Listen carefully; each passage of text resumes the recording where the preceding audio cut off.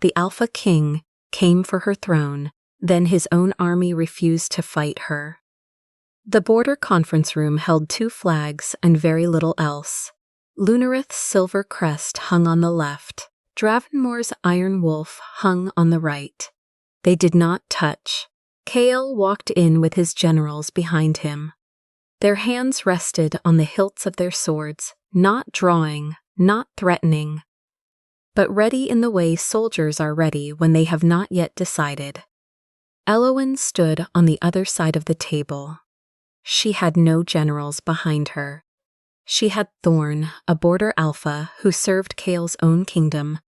She had the mothers of soldiers from 3 Dravenmoor packs.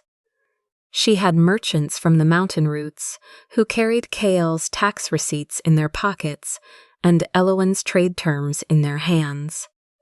She had healers who had treated wounds from both sides of the border. She had the quiet weight of people who had already decided. Kael's hand moved toward his sword. Then he stopped. He understood what would happen if he drew it in this room. He would not only threaten Lunareth, he would cut through the loyalty of the people standing behind him. Elowen had not raised an army. She had not won a single battle, but she had made this room impossible to fight in. Kael set his sword on the table. You defeated me without raising an army. Elowen looked at him. No. Your people chose peace before your soldiers could choose war. 6 months earlier, neither of them had believed this room was possible. Her father was still breathing when Elowen sat beside him. His hand lay open on the coverlet, too still to reach for hers. The council had not yet gathered outside, but she could hear them assembling. The shuffle of formal boots, the low, careful voices of men deciding who among them would speak first. She already knew what they would say. She had known since she was 16. The king had addressed that year with her standing 3 steps behind him, and he had said it in the voice he used for facts that required no further discussion. Elowen has a kind heart, but a kind heart is not a border wall. He had not said it to wound her. He had said it because he believed it, the way he believed in the depth of the winter stores and the reliability of the pack oaths. She had spent 8 years trying to disprove him. The memory of her mother was quieter.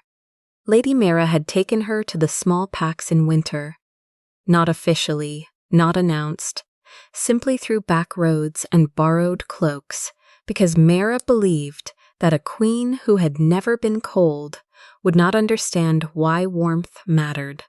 One of those packs had sheltered them during a storm when Elowen was 9.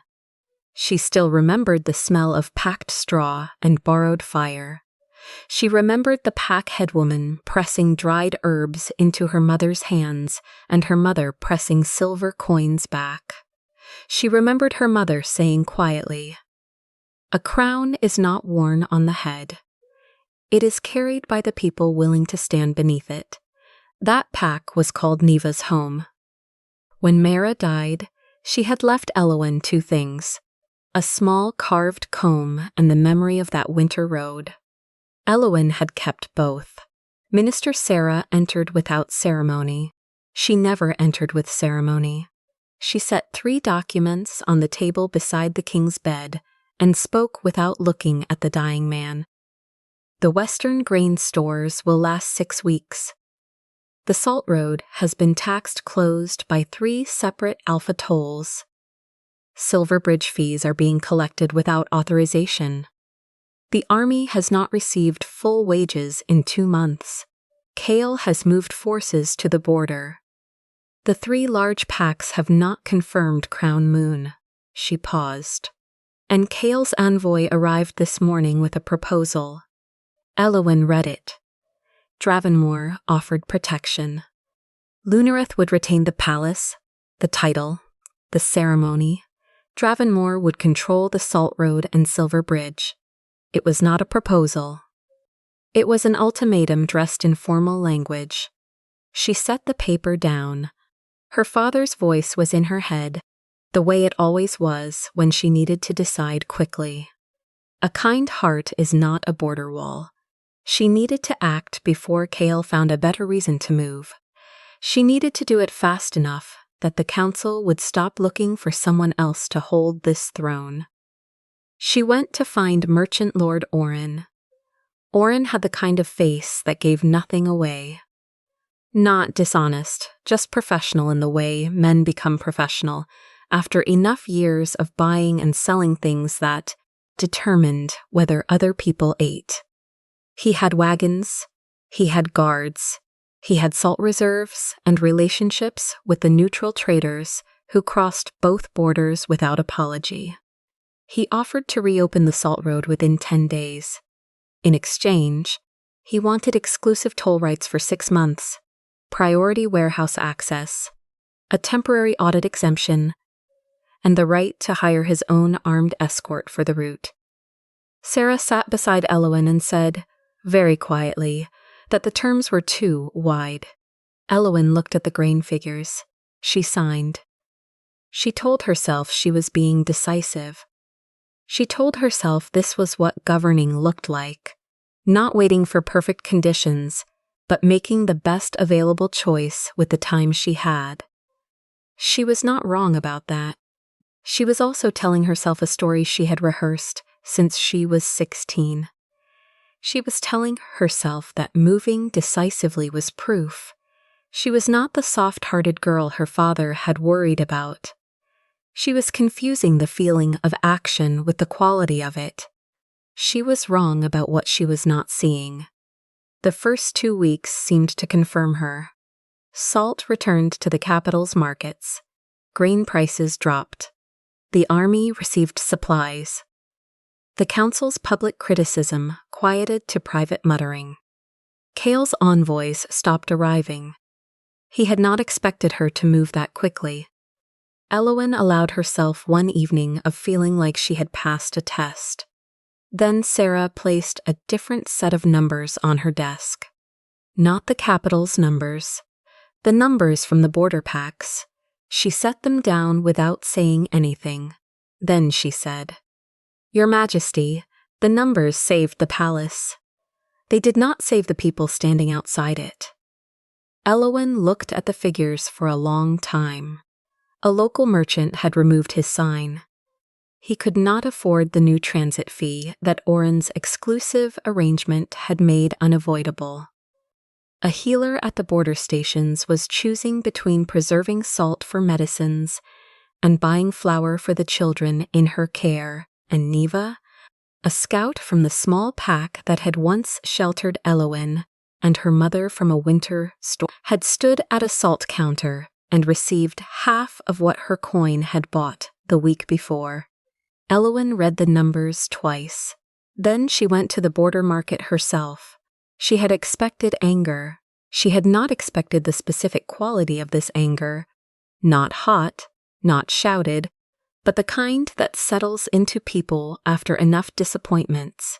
The kind that asks nothing because it has already stopped expecting answers. The salt stalls were not empty. They were carefully rationed. People divided portions with the practiced quiet of those who had learned not to draw attention to shortage. A woman exchanged a winter coat for a sack of grain. A man stood with a child on his hip, counting out coins twice before reaching toward the measure. Neva found Elowen before Elowen found her. She did not shout. She said it the way people say things they have rehearsed, because they no longer trust themselves to stay calm without preparation. "We were told you were different. Then the first road you saved became a road we could no longer afford to walk." Elowen opened her mouth. Sarah's hand touched her elbow. She understood what she had been about to say. She had been about to explain that the salt road's reopening had prevented a larger collapse. She had been about to say some disruption was necessary. She had been about to speak in the language of the rulers who had governed before her, the language that transformed harm into unfortunate necessity and made the people absorbing that harm feel foolish for noticing it. She closed her mouth. She stood in the border market where her mother had once taught her that a crown was carried by the people willing to stand beneath it. And she did not explain herself. She had come here to reassure people. She understood now that reassurance was not what they needed. What they needed was a queen who could hear the word wrong applied to her own decisions and not immediately begin constructing the defense. She said, "You are right." The Saltroad Accord protected the capital's supply chain. It did not protect yours. I read the numbers before I signed. I did not ask who would pay the fees I was authorizing.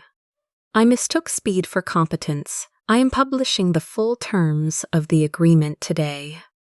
She did not dissolve the accord. The road would collapse if she did. Instead, she announced a fee ceiling, a public audit, retroactive refunds for packs charged above the new limit, a winter salt reserve fund, restored access for local merchants, and a small pack representative seat on the Trade Council. Oren would lose his exclusive status the moment he violated any clause. Some people listened. Some walked away. An alpha from the eastern border said she was admitting fault only to keep her throne. Elowen did not argue. She knew she would not be forgiven today. She knew she had not yet earned back what she had spent. She stood in the market and accepted being doubted. And she did not use her guards to make the afternoon easier. Kael had been watching from the ridge above the market road. He had ridden out that morning expecting to see a queen-in-waiting retreat behind ceremony when the crowd turned difficult. He had seen queens do that before. It was what he had been told women did when power became uncomfortable. Varric stood beside him. "She's bleeding in public," Varric said. "It makes her look weak." Kael said nothing.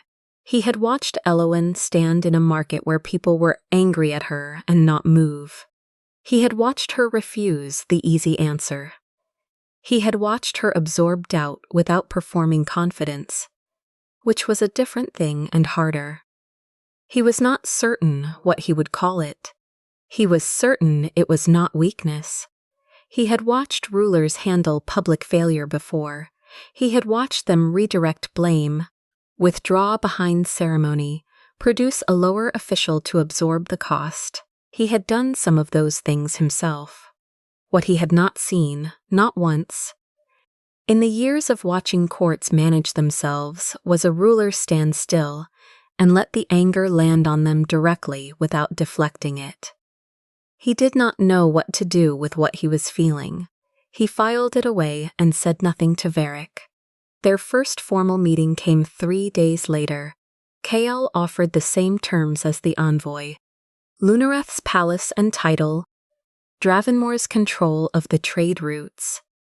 He said it with the directness of a man who believed the fastest path to a result was stating the result he wanted. Elowen said, "You mistake exhaustion for surrender." He told her she had no army capable of resisting his.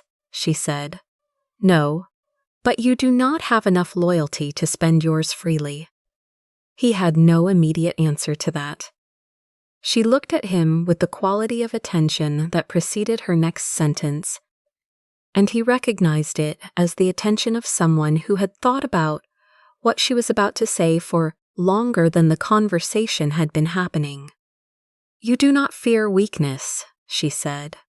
"You fear being remembered as the king who lost what his father lost."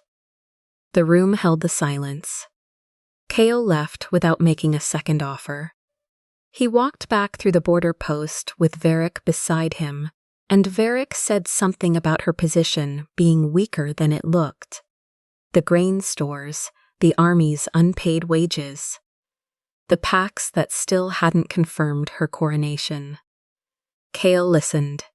He had found that kind of assessment useful before. Today it felt like someone describing a painting they had not looked at. He told himself it was because there was nothing more to negotiate yet. He did not examine why the silence had felt different from other silences.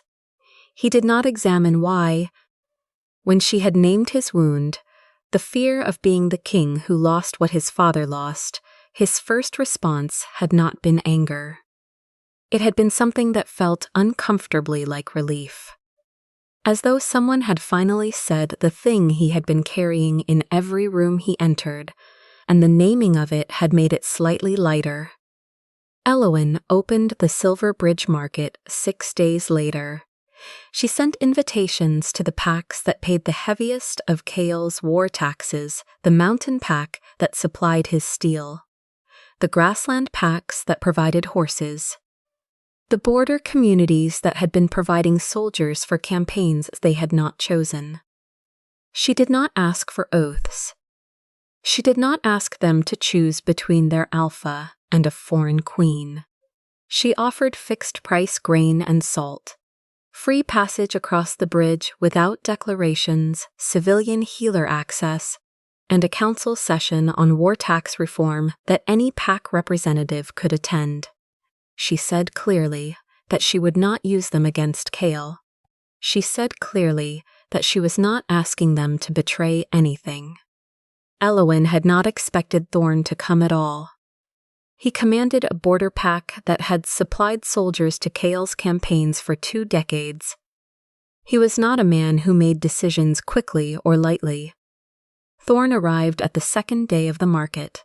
He was a large man with the quiet of someone who had learned not to speak before he was finished thinking. He walked through the stalls without buying anything. He watched the pack representatives from 3 other Dravenmoor territories examine the grain prices, the salt measures, the healer's rate sheet. He watched them do the arithmetic that soldiers' families always do, the calculation of whether this season's harvest covers next season's levy. He said, "If I stand beside you, Kael calls me traitor." Elowen said, "Then do not stand beside me. Stand beside your people and ask why peace is being treated as treason." Thorn did not swear any oath. He bought grain at the fixed price and carried it home. Kael received word of it that evening. Varric wanted Thorn arrested for contact with a foreign sovereign. He had the legal basis for it. The law was clear. Kael sat with the warrant and thought about what happened to movements when you arrested their most credible voices. They did not disappear. They became proof that the thing those voices had been saying was true. He did not give the order. Thorn had the trust of 4 border packs whose soldiers made up the western garrison. More than that, Thorn had not done anything except buy grain at a fair price and carry it home. Making that into treason was an argument Kael did not want to make in front of his own people. He began to understand that Elowen had not stolen anything. She had given his people a language for the thing they had not been allowed to say. And the reason they had not been allowed to say it was because there had been no place to say it that was safe. She had built a place. The attack on the Dravenmoor supply convoy happened near the border pass. 3 wagons were burned. 2 guards were killed.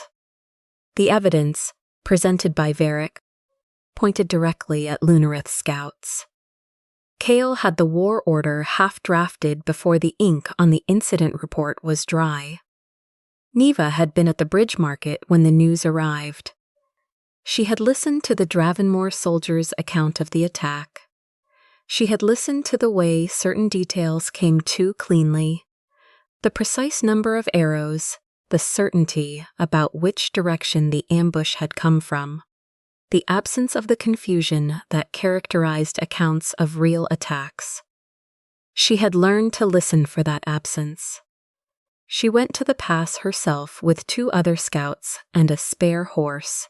She spent 2 days in the mud of the site. She measured. She documented. She followed the trail that the official account said did not exist. When she came back, she was tired and her boots had not dried, and she laid what she found on Elowen's table without decoration. The hoof prints were the wrong depth for Lunareth horses. The Dravenmoor mountain breed was heavier, and the prints pressed deeper. The arrows were military-grade steel, the same alloy used in Dravenmoor's mountain forge contracts, not the lighter trade steel used by Lunareth scouts. The retreat path ran directly through a horse station controlled by one of Varric's trading partners. The wagon ruts showed the convoy had stopped before the attack began. Not slowed. Stopped the way a convoy stops when it has been told to wait. And one name was missing from the convoy's wage records. A driver had been paid through the week of the attack and then removed from the payroll without a dismissal note. Elowen had enough to know what had happened. She did not have enough to make Varric confess, and a public accusation without proof would hand him exactly the narrative he wanted a Lunareth queen, fabricating evidence against a loyal Dravenmoor official to deflect from her own kingdom's guilt. She sat with the report for an evening. She thought about what her father would have done. He would have moved quickly and with authority and hoped the speed covered the gaps. She thought about what her mother would have said. She chose transparency over speed. She protected the scouts, who had been accused and announced publicly that she was doing so. She invited a neutral investigation panel, representatives from 3 packs with interests in neither kingdom. She sent Neva's full report to Thorn. She gave Kael formal access to the attack site before any evidence was moved. She published each step as it happened. Varric demanded Kael reject the investigation as interference. Kael looked at the evidence Elowen had made public. He said, "If her proof is weak, the truth will break it. If ours is weak, I would rather know before I spend blood on it." Varric went quiet. Elowen's representative read the king's words later that evening and understood something had shifted. Kael had not defended her. He had defended the right of truth to complete its process. It was not the same thing. It was harder and rarer, and she found she could not set it aside. The crown moon ceremony was 3 weeks later. Tradition allowed only the great packs and the noble houses to witness it. Elowen changed the invitation list. She sent to the small packs, the border scouts, the traveling healers, the local merchants, whose signs had come down and then gone back up, the Silver Bridge traders, and a delegation of Dravenmoor civilian observers who had no official status and had not been asked to attend a Lunareth ceremony before. The noble council sent a formal objection. Elowen read it, set it down, and said, "A crown that only the powerful can see is not a crown I intend to wear." The ceremony was held in the great square rather than the palace hall, because the hall would not hold everyone she had invited. She stood before them, and she did not begin with the traditional declaration of sovereignty. She began with the record. She read the Saltroad Accord's original terms aloud. She read the amended terms beside them. She announced the completed fee refunds to packs that had been overcharged. She presented the public audit results. She named the Trade Council's new small pack representatives by name and pack. She described the limits now placed on exclusive merchant contracts. She said, "I made a decision that protected this palace and cost your pantries. I am telling you now because you have the right to know the cost of every choice made in your name. And because a queen who cannot be questioned has already made herself useless to the people she governs." Neva came forward with the Border Scout's seal. Sarah confirmed the grain stores were stable. The large pack's recognition came grudgingly and late in the ceremony. The small packs gave it first. Elowen became queen not because she had governed without error. She became queen because the people in that square had watched her govern through error and had concluded that the throne was responsive to them. Kael received the report from his observer the following morning. He read it twice. He understood she had just accomplished something Alpha Command could not compel. She had made people want to hold her up. The investigation completed its work 6 days after the crown moon. The false attack was documented in full. Varric's coordination. The missing driver now located in a border town, 2 kingdoms east. The steel provenance traced to a Dravenmoor forge that supplied only military contracts under Varric's authorization. Varric had wanted war before Kael's packs could request the Tax Reform Council that Elowen had made possible. Varric was arrested. This did not end the crisis, it made it cleaner. Kael stood before his gathered forces at the border camp and said he had new information. He said the attack had been manufactured. He said the evidence against Lunareth was false. He did not say, "Therefore we stand down." He said, "Tell me what you know." Thorn spoke first. "We did not refuse you because we love Lunareth.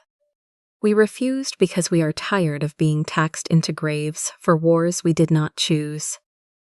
The Mountain Pack's representative set a ledger on the command table. 17 years of steel contracts.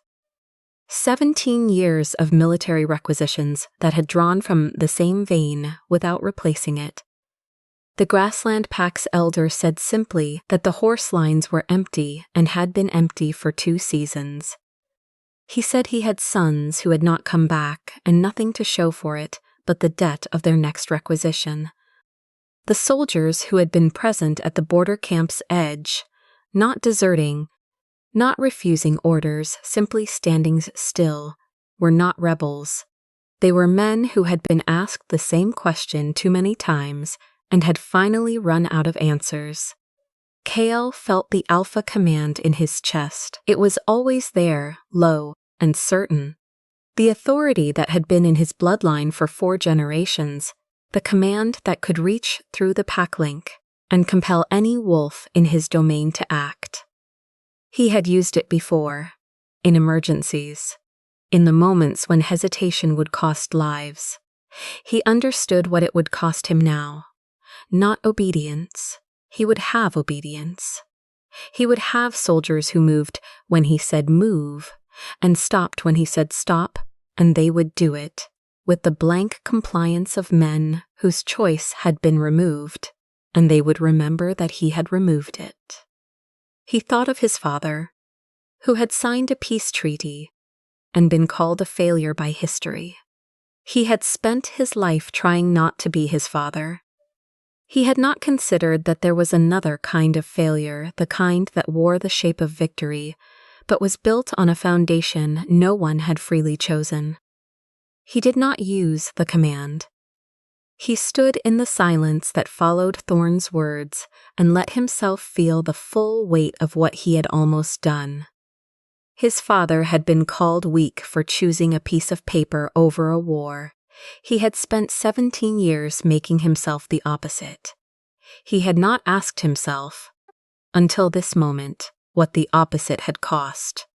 The pack members standing around him were not his enemies.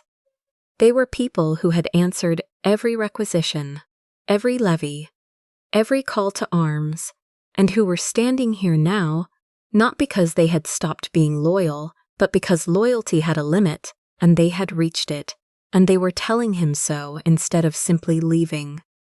That was trust. A different kind, harder to see than obedience, but real in a way that the command could never manufacture. He looked at Thorn. He asked what the packs needed. The answers came in the way that answers come when people have been storing them for years, not quickly, not all at once, but steadily, each one making room for the next. Thorn spoke first, then the Mountain Pack elder, then the Grassland representative, Then a woman from the eastern border whose son had died in a campaign she had not been told the purpose of. They were not shouting, they were listing. Reduced war taxation. An end to the conquest campaign. The right of small packs to formally object to military campaigns outside their territory. The Silver Bridge market to continue. No treason charges for those who had requested peace. A full investigation of Varric's network. War taxation with a sunset clause and an audit requirement. Kael listened to every item. He knew that signing meant giving up the right to take Lunareth by force. He knew that refusing meant keeping the appearance of power while losing the thing power was made of. He asked for a day. No one left. He came back the following morning and said he would sign. He sent a message to Elowen asking for the conference room. The room held the same 2 flags, the same careful space between them. Kael set his sword on the table. You defeated me without raising an army. Elowen said, No. Your people chose peace before your soldiers could choose war. The treaty was signed in front of representatives from both kingdoms, not just the large packs and the noble houses, but the small pack delegates, the border scouts, the Silver Bridge merchants, and the 3 neutral observer packs who had conducted the attack investigation. Elowen had insisted on the full room. A treaty signed in the presence of only those with power was a treaty designed to be reinterpreted by those with power. Dravenmoor formally recognized Lunareth's sovereignty. Lunareth formally committed not to encourage secession in Kael's packs. The Saltroad opened to 2-way commerce with a fee ceiling. Silver Bridge became neutral ground. Small pack representatives joined the Border Tax Council. The treaty contained a clause, written at Elowen's insistence, stating that no marriage, mate bond, or succession arrangement could be used as the basis for a territorial claim. Trade disputes would go before a joint merchant council before any military response was authorized. Military campaigns outside a pack's home territory required pack consent. War taxation required public audit and an automatic expiration date. Varric was remanded to a joint tribunal. Representatives from both kingdoms and 3 neutral packs for dressing a military action in false evidence and ordering the deaths of his own kingdom soldiers to manufacture a pretext. Varric appeared before the tribunal with the composure of a man who had spent weeks constructing an alternative explanation for every piece of evidence. He argued that the steel provenance was inconclusive. He argued that the driver's disappearance was unrelated. He argued that Neva was a foreign national with a conflict of interest. The tribunal listened to all of it. The driver testified on the 4th day. He had been paid to lead the convoy to a specific point and leave it there. He had not known soldiers would be killed. He had fled because he understood, after the fact, what he had participated in. Varric did not confess. The tribunal did not require it. Orin appeared before the Lunareth Trade Council the following week. He had not committed fraud. He had done exactly what the Saltroad Accord permitted him to do. Elowen acknowledged this. She also revoked his exclusive status permanently and placed every future contract of his scale under mandatory public audit. He protested. She said, "You asked me to keep the road alive. You did not ask me to keep it fair. Now the agreement includes both." He signed the new terms. He continued trading under them because profit was still profit, and Elowen had not punished him for being what he was. She had changed the terms so that what he was could no longer cause the harm it had. 3 weeks after the treaty signing, Kael rode to Lunareth. He brought no soldiers. He brought no advisors. He arrived at the palace gate alone, stated his name to the guard, and asked whether he might speak with the Queen. He was shown to the council hall. He stopped at the door. "May I enter as a guest?" Elowen said yes. He came in. He did not take the seat across from hers. He stood until she indicated where he could sit, and then he sat there. "I thought peace was what kings accepted after they lost," he said. "You made it the only honorable thing left for me to choose." Elowen looked at him. "Then keep choosing it when I am not in the room." He set a document on the table. It was a revised tax schedule for Dravenmoor's pack contributions. He had not finalized it. He wanted her to read it the way a rival would, looking for the places where the language was too generous to the crown, and not generous enough to the packs bearing the cost. He said this directly. He said he was not asking her to approve it. He was asking her to find what was wrong with it before the packs did. She pulled it toward her. She read it with the focused attention she gave everything that had numbers in it. She found 3 clauses where the language protected Dravenmoor's central treasury at the expense of the packs that were supposed to benefit. She marked them without comment and pushed it back. He read what she had marked. He did not argue with any of her notes. He looked at them for a moment with the expression of a man recalculating something. He nodded once. He folded the document and stood. "I will return when I have revised it, if you are willing."